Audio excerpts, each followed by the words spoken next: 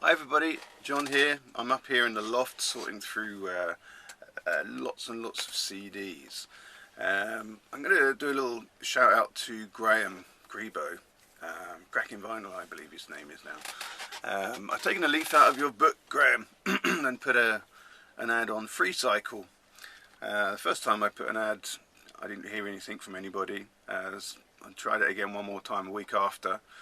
And somebody contacted me and said, yeah, we had a big clear out today. We've got some CDs if you're interested. So I said, yeah, of course. It was just in Cardiff, so about a 20-minute drive, I suppose. And I took myself to them, and I didn't quite know what to expect. I was thinking, it's most likely going to be something like, a small carrier bag with somebody's Kylie Minogue CDs in or something like that. I didn't have any big expectations. But when I got there, there were seven black bin liners with CDs. 6 of them had CDs in. The 7th one had cassette tapes in.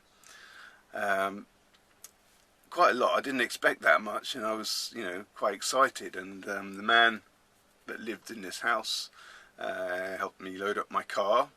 And when we put the last bag in, he said, "Now, off you go before I change my mind." I got this feeling that maybe he'd, been under pressure from his wife to discard his CD collection, basically, because I believe that I probably got his entire collection.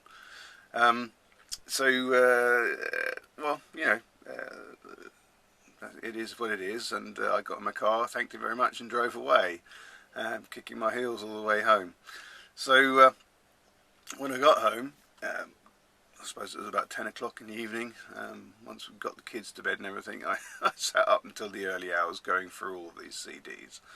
So that was pretty cool. What I did, first of all, was pull out the CDs that I, were of most interest to me, ones that I were going to keep. It's probably a small fraction of the music that's in these bags. Here's what the bags looked like after I'd gone through them and taken out the ones that I wanted to have.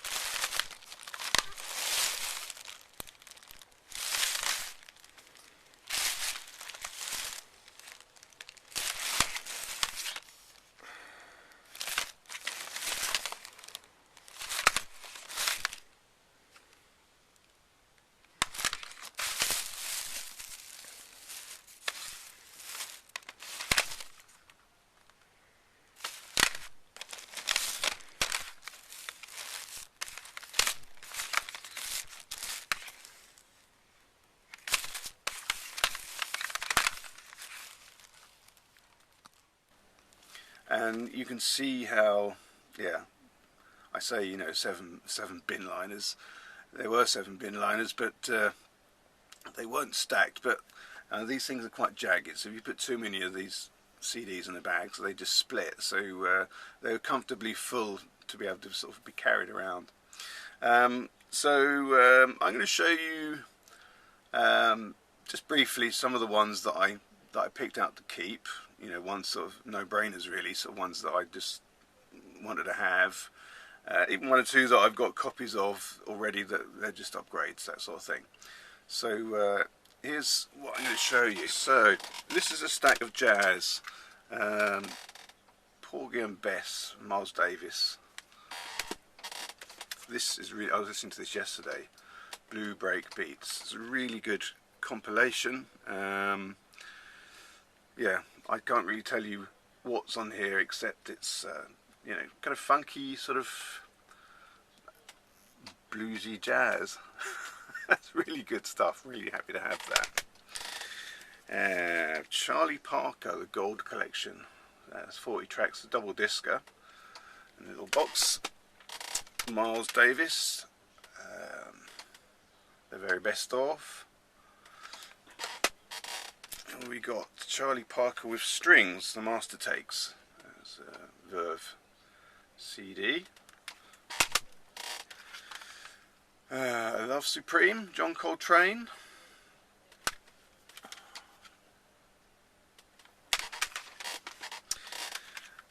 This is Herbie Hancock, Michael Baker and Roy Hargrove, live at Massey Hall. This is a good, I've listened to this over the weekend too, the Best of Blue Notes, a double discer. Best Blue Note album in the world ever, it's called. Great stuff, really good. Charlie Mingus, live in Paris. This is Bill Evans, You Must Believe in Spring. Very nice. Jimmy Smith Trio. This was a double discer. I've got the other disc in my car at the moment. So Sally Pale, May 28th, 1965. Yeah, it's Jimmy Smith live, great stuff. The Essential Billie Holiday 3 CD deluxe edition featuring 60 classic tracks. Keith Jarrett, a little box thing. There you go, same thing. What's the album called? Melody at Night with You. And then last one here is Keith Jarrett, Tokyo 96, Gary Peacock and John DeJohnette. Great stuff. So that's the jazz stuff that I picked out. There wasn't any other jazz. I mean, yeah, I didn't leave any jazz in the bags, but I pulled out all the jazz ones. Great, good stuff. I mean, the trip alone, to collect these 3 CDs was worth one of these jazz CDs, as far as I'm concerned. You know, that's great. And then I've got a couple of other similar sized piles of stuff. I should go through now. Ones that I don't know where I'm going to put these when I take them out. Here we go. Specials. I already had that on CD, but this is a lovely fresh copy. More specials. Got that on vinyl. Didn't have it on CD. And then there's a two-tone, totally two-tone, the Essential two-tone album, which is, as far as I can tell, sort of compilation of British ska music. Great stuff. Kate Bush, Ariel, I love this album. Already have it on CD. Bought it when it came out, and this is definitely an upgrade. It's sort of a very fresh new copy, so great to have. Blur. Don't know much about the Britpop scene, but this is the best of Blur. So yeah, it's a double discer as well, so good to have. Gil Scott Heron, I've heard of him before. I know he does this sort of spoken word, what do you call it, black rights movement type stuff. Good to have that. I don't have anything by him. Jarvis Cocker, solo album. I'm excited about this. This is a double compilation. John Peel, it says Right Time, Wrong Speed, 1977 to 1987. And on the back, it's basically sort of a long list of tracks by people that he sort of discovered or mentored or whatever. You got the Buzzcocks, you got the Cure, you got Jesus and Mary Chain, the Ruts. I mean, all that kind of John Peely type stuff. Good double disco. Then we got Björk's third album, Homogenic, and Björk's first album, her debut. And then there's these 3 CDs. I believe they're singles. So yeah, whether they're a box set, I guess they were, because they've got these box on the spine like that, and I suspect that suggests that they were a package. Really excited about this one. This is Scott Walker. I have nothing by Scott Walker, and I'd heard from different sources that he was a huge sort of impact on David Bowie. David Bowie actually idolised Scott Walker, I think, and I'm unfamiliar with his music, but listening to this you can like hear, wow, yeah, it's fun to think that Bowie was listening to him and really sort of getting inspiration. So great to have that. Then I got Steve Winwood, About Time, and Steve Winwood, Taking Back the Night. One more CD. I saw this one in the bags, pulled it out, and it spoke to me, and I suddenly realised, I remember seeing an interview on the TV, I think, with this young lady. She's a harpist, and she sings, and she's got kind of like a sort of a Björk kind of style of voice, I suppose. Quite an odd mixture, but an interesting album nonetheless. So I kept this. I'm keeping it just because I recognised from the interview on the television that she did, and I remember looking it up on Discogs, thinking, I'd like to get that, but I don't want to buy it because maybe it's not any good. So I've got it for free. Brilliant. And here's the last pile of stuff that I pulled out to keep. Primal Scream. I don't know much about them, but I know that they're a big name and they're often referenced. And hey, I've got 3 of their CDs here. It cost me a bean, so that's great to have. Legend, Bob Marley and the Wailers. Didn't have a copy of that. I've got various different Bob Marley compilations, but I didn't have that one. Portishead, again, one that I already had, but yeah, it's a nice new fresh copy. Squeeze, Greatest Hits. U2 singles. I mean, some of these CDs, they're sort of mint condition. They're just so, you wonder, did these people buy these and just shove them in the shelf and never play them? I don't know. Public Image Limited. I thought this was a compilation when I first pulled it out, but it's not. It's actually an album. It came out about 2012, I believe. Very nice looking setup there. Public Image Limited. Another Stevie Winwood album. Another Stevie Winwood. I just recently purchased this on vinyl, so it's good to have that on CD too. There's a double CD of Police. All the best sort of stuff. Excited about this one. The Essential Sly and the Family Stone 2 CD. So then we got the Prodigy, Their Law, the singles 1990 to 2005. Lots of good stuff on there. Elvis Costello, The Very Best Of. That's a 2 CD compilation. And the best of Van Morrison. Don't have an awful lot of Van Morrison. In fact, I'm not really a huge fan, but if I'm going to have this in my collection, then it's probably a good place to start with him anyway. One other CD which I don't have to hand because it's in my car is Tubular Bells, Mike Oldfield. I've always struggled with Mike Oldfield, and I went on a bit of a drive yesterday, taking my kid to a football match to play, and I listened to Tubular Bells in the car, and for the first time, began to kind of work my way into cracking that record, into the album anyway.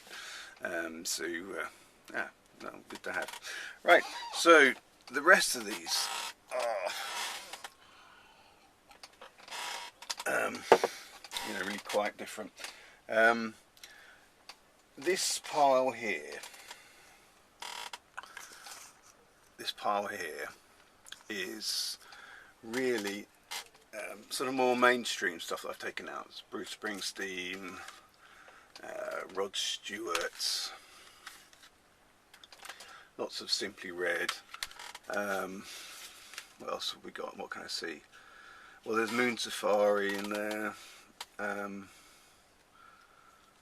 Well, I should keep that one really. What else have we got? You know, the kind of stuff that isn't so unusual as Madonna, Meatloaf, Scissor Sisters, The Commitments, CD, so on. That kind of more mainstream stuff. Now I've taken those out as well, just to put those aside. And I'm gonna. Oh, and it was apparent as well. The people, or the guy that had this record CD collection, he obviously subscribed to the NME, because there's a big bunch of NME free CDs. Now, anyone that doesn't know what NME is, it's a kind of a critical music newspaper, I suppose you'd say, here in Great Britain. They're kind of infamous for championing young, unheard of or undiscovered bands, and sort of generating a big buzz about them. And then when they kind of reach success and find a fan base and fame, then the NME sort of is kind of famous for tearing them down again. So I mean, they're kind of a bit of a snobby music paper, I believe. All these other CDs I've got here, I think really are probably, of that sort of ilk, although I could be wrong. So much of it is stuff I just don't know. I'll pull out a few of these. Mogwai, Young Team. I lived outside of the UK for 20 years while I lived in Sweden, in the 90s and the noughties, so a lot of this music may be just run-of-the-mill pop music or whatever. This is Father John Misty. I Love You, Honey Bear. It may be, nothing special at all, I don't know, but because I'm so unfamiliar with it, I'm thinking about, this is a sealed copy of a CD called Low, not even used. I'm thinking about sorting out these ones here, these sort of 90s ones, Jack Johnson, sorting out the wheat from the chaff, and possibly putting them away for a long time. I've got a theory, anyone that's sort of, let's say 35 or younger, won't necessarily remember the time when records were sort of like the lowest of the low. They're very popular now, very fashionable, and even charity shops sort of often hike up the prices and sell them for a lot of money. But there was a time where records were on a par with VHS tapes now. You can't take VHS tapes and donate them to charity shops. They won't take them. They won't take them because they won't sell. Nobody buys them. And records are a bit like that once. They were essentially sort of yesterday's newspapers, because everybody was buying CDs. And I remember a time when these little things were very sort of hyper and new and shiny, and everybody wanted them, and they were kind of glamorous, and they represented, now sort of thing. Now people just give them away. Even charity shops sell them, 2 for £1, that sort of thing. But I think that one day, maybe not in 10 years, perhaps in 20 years, I don't know, there's going to be a big interest in these, particularly these ones, where they are CDs like the first generation, or the soon first generation of CDs that came out after people stopped buying records and started buying CDs, I think they're going to be, you know, a huge nostalgic interest to people, and I think there's going to be a generation of kids that, you know, see the retro quality in them, like people do with records these days. Yeah, I don't know when that's going to happen, but I'm quite convinced it will do. So what I'm thinking about doing is a lot of these CDs. This is Tarot Sport. Fuck Buttons it's called. What I think is about putting these away, maybe sort of wrapping them up in a sort of what do you call a time capsule. This Massive Attack, and pulling them out, I don't know, every decade or so to see, are any of these things of interest. I mean, yeah, I'm sure they're of interest now. I just don't know. I don't know the artist, and I'm familiar with this time of music, you know. So there's a bit of rap here. So any thoughts on that? Anyone that thinks Massive Attack? I don't know who that is. Underworld. Any thoughts on this sort of 90s or noughties CDs? This is Tongue, God Arrows, and there's loads of them. There's just too many to show. I'm just picking them out at random. Underawed, Born, Slippy. There's some, yeah, there's a few CDs by the Orb. Another one, that one. Sebastian Tellier. There you go. Another one by him.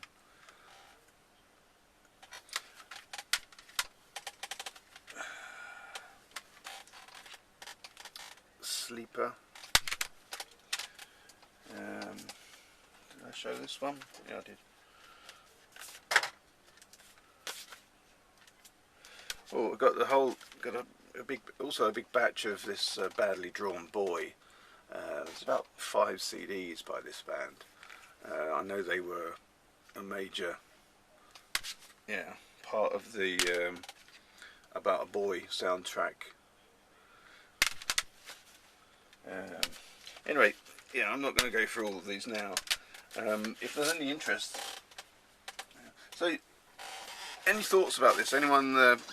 What do you think about my idea about sort of sifting through this, gathering, you know, the ones that seem to be perhaps most relevant or whatever, and then sticking them in a time capsule, putting them away, with the intention of pulling them out sometime in the future. Assuming my prediction about the, you know, the rediscovery of CDs, assuming that's correct, I could be sitting on a quite tidy little nest egg here. I don't know. My wife probably will have something to say about me keeping these CDs if I'm not going to if I'm not going to play them and have them as part of my collection. But I'm sure I could find a little dark corner somewhere here in the loft, put them there where no one would even notice that they're there.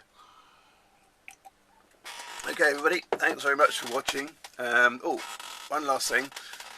This was the only piece of vinyl in these bags, and it's unusual because I can't find much about it. So it's by Gin Drinker, YHWH.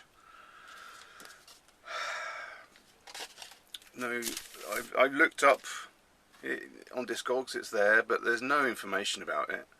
There's a track called Ayn Rand Says. This is mint condition, doesn't look like it's ever been played. And the other side is Work It Out. Don't know much about them. I'm keeping it purely because there's little information about it, and it's, you know, maybe even quite rare.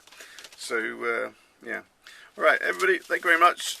I'll show some records on the next video. Thank you very much. Bye.